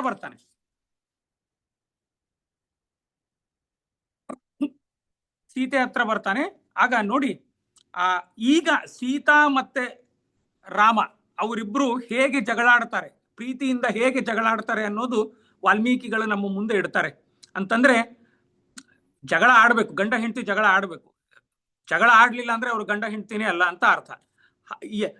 ಹೇಗೆ ಜಗಳ ಆಡಬೇಕು ಅಂತಂದ್ರೆ ಕೈ ಜಗಳ ಆಡದಂಗೆ ಜಗಳ ಆಡಬಾರದು. ಸೀತೆ ಜಗಳ ಆಡದಂಗೆ ಜಗಳ ಆಡಿದ್ರೆ ಸಂಸಾರಕ್ಕೆ ಸಾಮರಸ್ಯ ಇರುತ್ತೆ. ಅದು ಇಲ್ಲಿ ವಾಲ್ಮೀಕಿಗಳು ನಮ್ಮ ಮುಂದೆ ಹೇಳ್ತಾರೆ. ಸೀತಾರಾಮರ ಒಂದು ಪ್ರೀತಿಯ ದಾಂಪತ್ಯ ಏನಿತ್ತಲ್ಲ ಅದಕ್ಕೆ ಅದರ ಬೇರೆ ಉದಾಹರಣೆನೇ ಇರಲಿಲ್ಲ. ಆಮೇಲೆ ವಾಲ್ಮೀಕಿಗಳಿಗೆ ಉಪಮಾನವೇ ಸಿಗಲ್ಲ, ಮೆಟಫರೇ ಸಿಗಲ್ಲ ಅದನ್ನ ಸೀತಾರಾಮರ ಪ್ರೀತಿಯನ್ನು ವಿಶ್ಲೇಷಣೆ ಮಾಡ್ಲಿಕ್ಕೆ. ಅವರಿಗೆ ಸೀತೆ ಹತ್ತಿರ ರಾಮ ಹೋಗ್ತಾನೆ. ರಾಮ ಹೋಗಿ ಹೇಳ್ತಾನೆ ಸೀತೆಗೆ, ಇಲ್ಲ ನಾನು ಹೀಗೆ ದಂಡಕಾರಣ್ಯಕ್ಕೆ ಹೋಗ್ತಾ ಇದ್ದೀನಿ, 14 ವರ್ಷ ಅದು ಏನು ಅಲ್ಲಿ ನಡೆದಿತ್ತು ಘಟನೆ, ನಾನು ಅಲ್ಲಿ ಹೋಗ್ತಾ ಇದ್ದೇನೆ, ನಿನಗೆ ಕೆಲವು ಮಾತು ಹೇಳ್ತೇನೆ ಅಂತ ಸೀತೆಗೆ ಮುಂದೆ ರಾಮಚಂದ್ರ ಕೆಲವು ಮಾತು ಹೇಳ್ತಾನೆ. ಅದು ತುಂಬಾ ರೋಚಕವಾಗಿದೆ. ಒಂದೊಂದಾಗಿ ನಿಮ್ಮ ಮುಂದೆ ನಾನು ಇಡ್ಲಿಕ್ಕೆ ಪ್ರಯತ್ನ ಪಡ್ತೇನೆ. ಆಗ ರಾಮಚಂದ್ರ ಹೇಳ್ತಾನೆ, ಭರತ ರಾಜ ಆಗ್ತಾನೆ, ಭರತನನ್ನು ಪಟ್ಟಾಭಿಷೇಕ ಮಾಡುತ್ತಾರೆ. ಆ ಸಮಯದಲ್ಲಿ ನೀನು ಭರತನಿಗೆ ಯಾವಾಗಲೂ ಚುಚ್ಚಿ ಮಾತಾಡಬೇಡ. ನಿನ್ನ ಮೈದನ ಆದರೂ ಕೂಡ ಅವನು ಈ ದೇಶದ ರಾಜ. ಈ ದೇಶದ ರಾಜ, ಅವನಿಗೆ ನಂಜಿನಿಂದ ಮಾತಾಡಬೇಡ. ನಿನ್ನಿಂದ ನಮ್ಮ ಯಜಮಾನರು ಕಾಡಿಗೆ ಹೋದ್ರು ಅಂತ ಅವನಿಗೆ ಯಾವಾಗಲೂ ನಂಜಿನಿಂದ ಚುಚ್ಚಿ ಮಾತಾಡಬೇಡ. ಆಮೇಲೆ ಏನೋ ಇನ್ನೊಂದು, ಭರತ ರಾಜ ಆಗಿರ್ತಾನೆ, ಅವನೇನೋ ಒಂದು ತೀರ್ಮಾನ ತಗೋತಾನೆ. ಆಗ ನೀನು ಎಲ್ಲರ ಮುಂದೆ ಹೇಳ್ತಾ ಓಡಾಡ್ಬೇಡ, ನಮ್ಮ ಯಜಮಾನರಾಗಿದ್ರೆ ಬೇರೆ ತರನೇ ತಗೊಂಡಿರ್ತಿದ್ರು ತೀರ್ಮಾನ, ಹಾಗೆ ನಮ್ಮ ಯಜಮಾನರು ಪರ್ಫೆಕ್ಟು ಅಂತ ಹೇಳ್ಕೊಂಡು ನೀನು ಓಡಾಡಬೇಡ ಅಂತ ಸೀತೆಗೆ ಹೇಳ್ತಾನೆ. ಆಮೇಲೆ ಅತ್ತೆ ಮಾವಂದಿರನ್ನು ಚೆನ್ನಾಗಿ ನೋಡ್ಕೋ. ಈಗ ಕೈಕೇಯಿಯ ಒಂದು ಮಾತಿನಿಂದ ನಮ್ಮ ಅಪ್ಪ ದಶರಥ ಮಹಾರಾಜ ಕುಗ್ಗಿದ್ದಾನೆ, ಅವನನ್ನು ಚೆನ್ನಾಗಿ ನೋಡ್ಕೋ. ಇಬ್ಬರು ತಾಯಂದಿರಿದ್ದಾರೆ, ಕೈಕೇಯಿಗೂ ಕೂಡ 3 ಜನ ತಾಯಂದಿರಿದ್ದಾರೆ, ಅವರು 3 ಜನರನ್ನು ನೀನು ಚೆನ್ನಾಗಿ ನೋಡ್ಕೋ ಅಂತ ಇವೆಲ್ಲ ಮಾತನ್ನು ರಾಮಚಂದ್ರ ಸೀತೆಗೆ ಹೇಳ್ತಾನೆ. ಆಗ ಸೀತೆ ನೋಡಿ ಒಂದು ಮಾತು ಹೇಳ್ತಾಳೆ, ಎಷ್ಟು ಅದ್ಭುತವಾದಂತಹ ಮಾತದು ಅಂತಂದ್ರೆ, ಅನುಶಿಷ್ಟಾಸ್ಮಿ ಮಾತ್ರಾಚ ಪಿತ್ರಾಚ ವಿವಿಧಾಶ್ರಯ ನಾಸ್ಮ ಸಂಪ್ರತಿ ವಕ್ತವ್ಯ ವರ್ತಿತವ್ಯಂ ಯಥಾಮಯ ಅಂತ ಸೀತೆ ಹೇಳ್ತಾಳೆ. ಅಂತಂದ್ರೆ ರಾಮಚಂದ್ರ, ನೀನು ನನಗೆ ಕ್ಲಾಸ್ ಮಾಡಬೇಡ, ಯಾಕೆ ಅಂತಂದ್ರೆ ನಾನು ಚಿಕ್ಕವನಿದ್ದಾಗಲೇ ನಮ್ಮ ತಂದೆ ತಾಯಿ ಅತ್ತೆ ಮಾವ ಮೈದನ ಮನೆಯವರ ಜೊತೆ ಎಲ್ಲ ಹೇಗಿರಬೇಕು ಅನ್ನೋದು ನನಗೆ ಎಲ್ಲವನ್ನು ತರಬೇತಿ ಮಾಡಿ ಅವರು ಕಳಿಸಿದ್ರು. ಆದ್ರೆ ನೀನೇನು ಹೇಳೋದು ನನಗೆ ಅವಶ್ಯಕತೆ ಇಲ್ಲ ಅಂತ ಸೀತೆ ಸ್ವಲ್ಪ ಸಿಟ್ಟಿಗೆ ಬರ್ತಾಳೆ. ಸೀತೆ ಹೇಳ್ತಾಳಲ್ಲಿ, ನೀನು ನನಗೆ ಕ್ಲಾಸ್ ಮಾಡಬೇಡ, ಇದರ ಬಗ್ಗೆ ನನಗೆ ಏನೂ ಹೇಳಬೇಡ, ನೀನು ನನಗೆ ಯಾರ ಹತ್ರ ಹೇಗೆ ನಡ್ಕೋಬೇಕು ಅಂತ ಆಗಲೇ ನನಗೆ ತರಬೇತಿ ಆಗೇ ಬಂದಿದೆ, ನೀನು ಇದರ ಬಗ್ಗೆ ಹೇಳೋದು ನನಗೆ ಅವಶ್ಯಕತೆ ಇಲ್ಲ ಅಂತ ಸೀತೆ ರಾಮಚಂದ್ರನ ಮೇಲೆ ಗದರ್ತಾಳೆ. ಅಂತಂದ್ರೆ ಅಲ್ಲಿ ನೋಡಿ, ಮುಕ್ತವಾಗಿ ಎಲ್ಲಾ ವ್ಯಕ್ತಿಗಳು ಮುಕ್ತವಾಗಿ ತಮ್ಮ ಅಭಿಪ್ರಾಯವನ್ನು ಸ್ಟ್ರೇಟ್ ಫಾರ್ವರ್ಡ್ ಆಗಿ ಹೇಳ್ತಾ ಇದ್ರು. ಯಾವುದೇ ತರಹದ ಗೊಂದಲಗಳಿರ್ಲಿಲ್ಲ, ಸ್ಟ್ರೇಟ್ ಫಾರ್ವರ್ಡ್ ಆಗಿ ಹೇಳ್ತಿದ್ರು. ಡಿಫರೆನ್ಸ್ ಆಫ್ ಒಪಿನಿಯನ್ ಇರ್ತಿತ್ತು, ಆದ್ರೂ ಕೂಡ ಅವು ಎಲ್ಲೂ ಮುಕ್ತವಾಗಿ ಚರ್ಚೆ ಆಗ್ತಿತ್ತು. ಜಗಳ ಅಂತಂದ್ರೆ ಚರ್ಚೆ, ಜಗಳ ಆಡಬಾರದು, ಕೈ ಹೊಡೆದಾಟ ಆಗಬಾರದು. ಕೈ ಹೊಡೆದಾಟ ಆಗಿ ಗಂಡನ ಜೊತೆ ವಿಪರೀತ ಜಗಳ ಆಡಿ ಕೈ ತರ ಗಂಡ ಮನೆಗೆ ಬಾರದಂಗೆ ಮಾಡಬಾರದು. ಆಮೇಲೆ ವಾಲ್ಮೀಕಿಗಳು ಮತ್ತೆ ಸೀತೆ ಕಡೆಯಿಂದ ಹೇಳ್ತಾರೆ, ಆಗ ನೋಡ್ರಿ, ನಿಮ್ಮ ಜೊತೆ ನಿಮ್ಮ ತಮ್ಮ ಅವನು ಬರ್ತಾ ಇದ್ದಾನೆ, ಬರ್ಲಿ, ಆದರೆ ನಾನು ಕೂಡ ನಿನ್ನ ಜೊತೆ ಬರ್ತೀನಿ, ನಾನು ಇಲ್ಲಿ ಅಯೋಧ್ಯೆಯಲ್ಲಿ ನಿನ್ನ ಬಿಟ್ಟು ನಾನು ಇರಲ್ಲ ಅಂತ ಸೀತೆ ಹೇಳ್ತಾಳೆ. ಆಗ ರಾಮ ಹೇಳ್ತಾನೆ, ಬೇಡ ಸೀತೆ ನೀನು ಬರೋದು, ಯಾಕೆ ಅಂತಂದ್ರೆ ದಂಡಕಾರಣ್ಯ ರಾಕ್ಷಸರ ನಾಡದು, ತುಂಬಾ ರಾಕ್ಷಸರಿರ್ತಾರೆ, ಅಲ್ಲಿ ಕಾಡು ಪ್ರಾಣಿಗಳು ಜಾಸ್ತಿ, ಅಲ್ಲಿ ನಮಗೆ ಇರಲಿಕ್ಕೆ ವ್ಯವಸ್ಥೆಯೇ ಇರಲ್ಲ, ನಾವೇ ಕುಟೀರ ಕಟ್ಟಿಸಿಕೊಂಡು ಅಲ್ಲಿ ಇರಬೇಕು ನಾವು. ಅಂತಹ ಒಂದು ಪರಿಸ್ಥಿತಿಯಲ್ಲಿ ನಾವು ಇರ್ತೀವಿ, ನಾವೇ ಆಹಾರವನ್ನು ಹುಡುಕಬೇಕು, ನಾವೇ ಆಹಾರ ಹುಡುಕಿ ನಾವೇ ಬೇಯಿಸಿ ನಾವೇ ತಿನ್ನಬೇಕು, ಅಲ್ಲಿ ಯಾರೂ ಕೆಲಸದವರು ಇರಲ್ಲ, ತುಂಬಾ ಕಷ್ಟ ಆಗತ್ತೆ, ನಮ್ಮನ್ನು ನಾವು ರಕ್ಷಿಸಲೇ ಅದು ಕಷ್ಟ, ಅಂಥದ್ರಲ್ಲಿ ನೀನು ಬಂದ್ರೆ ನಿನ್ನನ್ನು ರಕ್ಷಿಸಲು ತುಂಬಾ ಕಷ್ಟ ಆಗತ್ತೆ ಅಂತ ರಾಮಚಂದ್ರ ಸೀತೆ ಮುಂದೆ ಹೇಳ್ತಾನೆ. ಆಗ ಭಾವಭೂತಿಯ ಒಂದು ಉದಾಹರಣೆ ಕೊಡ್ತೀನಿ ನಾನು. ಉತ್ತರ ರಾಮಚರಿತದಲ್ಲಿ ಸೀತೆಯು ಕೂಡ ಕಾಡಿಗೆ ರಾಮನ ಜೊತೆ ಕಾಡಿಗೆ ಹೊರಟ್ಲಂತೆ. ಒಂದು 4-5 ಹೆಜ್ಜೆ ನಡೆದಿದ್ಲಂತೆ. 4-5 ಹೆಜ್ಜೆ ನಡೆದಾಗ ರಾಮನಿಗೆ ಕೇಳ್ತಾಳಂತೆ, ರಾಮಚಂದ್ರ ಕಾಡು ಬಂತ, ಇನ್ನೂ ಕಾಡು ಎಷ್ಟು ದೂರ ಇದೆ ಅಂತ. ಈಗ ನೋಡಿ, ನಾವು ಚಿಕ್ಕ ಮಕ್ಕಳು ನಡೆಸ್ಕೊಂಡು ಹೋಗ್ಬೇಕಾದ್ರೆ ಅವು ಕೇಳತ್ತೆ ಬಂತಾ ಅಥವಾ ಇನ್ನೂ ದೂರ ಇದೆ ಅಂತ. ಹಾಗೆ ಸೀತೆ ಕೇಳಿದ್ಲಂತೆ. ಆಗ ರಾಮಚಂದ್ರನ ಕಣ್ಣಿನಲ್ಲಿ ನೀರು ಬಂತಂತೆ. ಮೊದಲ ಬಾರಿ ರಾಮಚಂದ್ರನ ಕಣ್ಣಿನಲ್ಲಿ ನೀರು ಬಂದಿದ್ದು ಆ ಸಮಯದಲ್ಲಿ ಅಂತ ಬಹುಭೂತಿ ಉತ್ತರ ರಾಮಚರಿತದಲ್ಲಿ ಹೇಳ್ತಾರೆ. ಆಗ ರಾಮ ಹೇಳ್ತಾನೆ, ನಮ್ಮನ್ನು ನಾವು ರಕ್ಷಣೆ ಮಾಡೋದೇ ಕಷ್ಟ, ನೀನು ಬಂದರೆ ನಿನ್ನನ್ನು ರಕ್ಷಣೆ ಮಾಡ್ಲಿಕ್ಕೆ ನನಗೆ ಸಾಧ್ಯವಿಲ್ಲ ಅಂತ ರಾಮಚಂದ್ರ ಸೀತೆಗೆ ಹೇಳ್ತಾನೆ. ಆಗ ಸೀತೆ ಮತ್ತೆ ಇನ್ನೂ ಸ್ವಲ್ಪ ಕೋಪಿತಗೊಂಡು ಒಂದು ಮಾತು ಹೇಳ್ತಾಳೆ. ಅದು ರಾಮನನ್ನು ಪರಿವರ್ತನೆ ಮಾಡುತ್ತೆ. ಅದು ಯಾವುದು ಅಂತ ನೋಡೋಣ ನಾವು. ತುಂಬಾ ಚೆನ್ನಾಗಿದೆ ಅದು, ಆ ಮಾತು, ಸೀತೆಯ ಮಾತು. ಆಗ ಸೀತೆಯ ಮಾತು ಹೇಳ್ತಾಳೆ, ಓಹೋ, ಹಾಗಾದರೆ ನಮ್ಮ ಯಜಮಾನರಿಗೆ ಹೆಂಡತಿಯನ್ನು ರಕ್ಷಣೆ ಮಾಡಲಿಕ್ಕೆ ಆಗಲ್ಲ ಅಂತ ನಿನ್ನ ಮಾತಲ್ವಾ ರಾಮಚಂದ್ರ? ಈ ಮಾತು ನನ್ನ ತಂದೆಗೆ ಏನಾದ್ರೂ ಗೊತ್ತಾಗಿತ್ತು ಅಂತಂದ್ರೆ ನನ್ನ ತಂದೆ ಮದುವೆ ಮಾಡಿಕೊಡ್ತಿರ್ಲಿಲ್ಲ ಅಂತ ಸೀತೆ ರಾಮನಿಗೆ ಹೇಳ್ತಾಳೆ. ಆಗ ಸೀತೆ ಇನ್ನೊಂದು ಮಾತು ಹೇಳ್ತಾಳೆ, ಸ್ತ್ರೀಯಂ ವಾ ಪುರುಷ ವಿಗ್ರಹಂ ಅಂತಂದ್ರೆ ನೀನು ಗಂಡನ ವೇಷ ಹಾಕಿಕೊಂಡಿರುವಂತಹ ಹೆಂಗಸು ನೀನು ಅಂತ ರಾಮಚಂದ್ರನಿಗೆ ಸೀತೆ ಹೇಳ್ತಾಳೆ. ಆಗ ಇಂತಹ ಗಂಡ ತನ್ನ ಹೆಂಡತಿಯನ್ನು ರಕ್ಷಣೆ ಮಾಡ್ಲಿಕ್ಕೆ ಆಗಲ್ಲ ಅಂತಂದ್ರೆ ಇಂಥವ್ರು ಕಟ್ಕೊಂಡು ಏನ್ ಮಾಡೋದು? ಅಂಥವ್ರ ಜೊತೆ ಮದುವೆ ಆಗಿರ್ಲಿಲ್ಲ ಅಂತಂದ್ರೆ ಒಳ್ಳೇದು ಅಂತ ಸೀತೆ ಹೇಳಿದಾಗ ಆಗ ರಾಮಚಂದ್ರ ಹೇಳ್ತಾಳೆ, ಭೇಷ್ ಸೀತೆ, ನಿನ್ನ ಧೈರ್ಯಗೆ ನಾನು ಮೆಚ್ಚಿದೆ, ನಡಿ ಹೋಗೋಣ ಅಂತ ಹೇಳಿ ಸೀತೆಯು ಕೂಡ ಸಜ್ಜಾಗ್ತಾಳೆ ಕಾಡಿಗೆ ಹೋಗ್ಲಿಕ್ಕೆ. ಆಗ ಕಾಡಿಗೆ ಹೋಗ್ಲಿಕ್ಕೆ ಶುರು ಆಗತ್ತೆ ಅಂತಂದ್ರೆ ಎಲ್ಲ ತಯಾರಿ ನಡೆದಿರತ್ತೆ. ರಾಮಚಂದ್ರ ಚಾಚೂ ತಪ್ಪದೆ ತನ್ನ 3 ಜನ ತಾಯಂದಿರು ಮತ್ತೆ ದಶರಥ ಮಹಾರಾಜನ ಇನ್ನು ಕೆಲವು ಪತ್ನಿಗಳಿದ್ರಲ್ಲ, ಸುಮಾರು 300-350 ಚಿಲ್ಲರೆ, ಅವರಿಗೆಲ್ಲರಿಗೂ ಕೂಡ ರಾಮಚಂದ್ರ ನಮಸ್ಕಾರ ಮಾಡ್ತಾನೆ. ಯಾರಿಗೂ ದೊಡ್ಡವರಿಗೆ ರಾಮಚಂದ್ರ ನಮಸ್ಕಾರ ಮಾಡದೆ ಹಾಗೆ ಹೇಳದೆ ಹೋಗಲ್ಲ.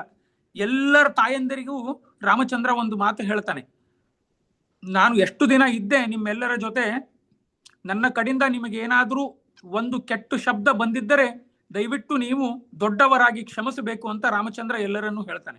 ನೋಡಿ, ಆ ರಾಮಚಂದ್ರನ ವ್ಯಕ್ತಿತ್ವ ಹಾಗೆ. ರಾಮಾವತಾರ ಮತ್ತೆ ಕೃಷ್ಣಾವತಾರ ಎರಡೂ ಒಂದೇ ಅವತಾರ, ಭಗವಂತನ ಪರಿಪೂರ್ಣ ಅವತಾರ. ಆದರೆ ರಾಮನ ವ್ಯಕ್ತಿತ್ವವೇ ಬೇರೆ, ಕೃಷ್ಣನ ವ್ಯಕ್ತಿತ್ವವೇ ಬೇರೆ. ಪೂರ್ಣ ಪ್ರಮಾಣದ ಅವತಾರವೇ, ಅದರಲ್ಲಿ ಏನು ಸಂಶಯವೇ ಇಲ್ಲ. ಆದರೆ ಕಾಂಟ್ರಾಸ್ಟ್ ನೋಡಿದಾಗ ನಿಮಗೆ ಗೊತ್ತಾಗುತ್ತೆ ರಾಮ ಹೇಗಿದ್ದ, ಕೃಷ್ಣ ಹೇಗಿದ್ದ ಅಂತ. ಆಗ ಎಲ್ಲರನ್ನೂ ನಮಸ್ಕಾರ ಮಾಡಿ ರಾಮ ಕಾಡಿಗೆ ಹೊರಡ್ಲಿಕ್ಕೆ ನಿಂದಿರ್ತಾನೆ. ಆಗ ದಶರಥ ಒಂದು ಮಾತು ಹೇಳ್ತಾನೆ, ಅಪ್ಪ ರಾಮ, ನೀನು ಏನು ಮಾಡು ಅಂತಂದ್ರೆ ನನಗೆ ನನ್ನ ಪದಚ್ಯುತಿ ನೀನೇ ಮಾಡು, ಪದಚ್ಯುತಿ ಮಾಡಿಬಿಟ್ಟು ನೀನು ನನ್ನನ್ನು ಸೆರೆಮನೆಗೆ ಹಾಕಿ ನೀನೇ ಪಟ್ಟ ಹಿಡಿದುಕೊಂಡು ಕೂಡು ಅಂತ ಹೇಳ್ತಾನೆ. ಅಂತಂದ್ರೆ ನಾವು ಈಗಿನ ಒಂದು ಮಾಡರ್ನ್ ಇಂಗ್ಲಿಷ್ ಅಲ್ಲಿ ಹೇಳ್ತೀವಲ್ಲ, ಪ್ಯಾಲೇಸ್ ಕೂ ಅಂತ, ಹಾಗೆ ಆದ್ರೂ ಮಾಡು, ನೀನು ನನ್ನನ್ನು ಒಳಗೆ ಹಾಕಿ ನೀನೇ ಪಟ್ಟದಲ್ಲಿ ಕೂತು ಬಿಡು ಅಂತ ರಾಮನಿಗೆ ಹೇಳ್ತಾನೆ.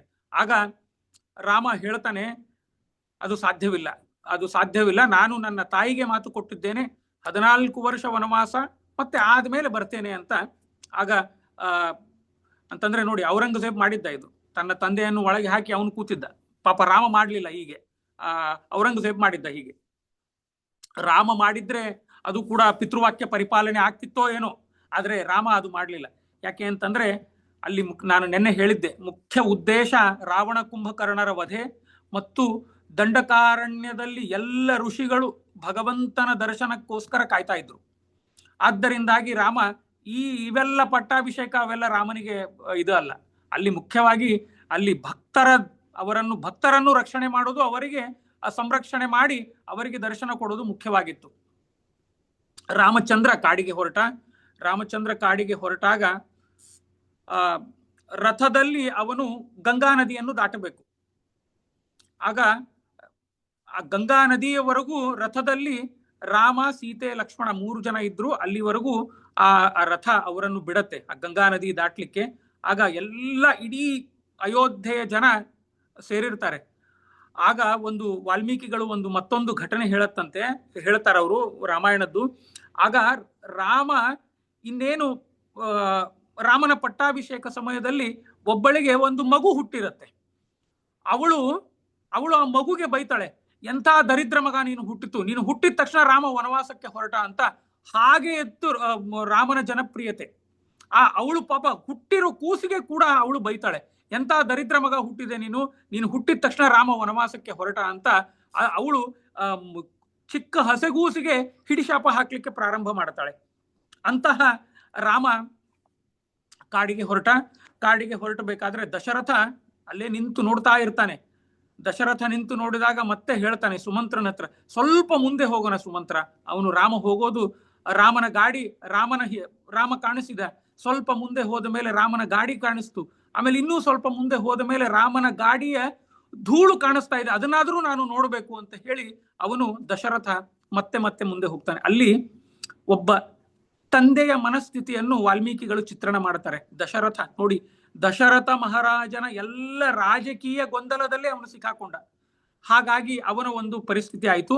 ಮುಂದೆ ಅಂತಂದ್ರೆ ಇನ್ನು ಮುಂದೆ ದಶರಥ ಮತ್ತೆ ಕೈಕೈ ಮತ್ತೆ ಜಗಳ ಆಗತ್ತೆ, ಅದು ಒಂದು ಕಡೆ.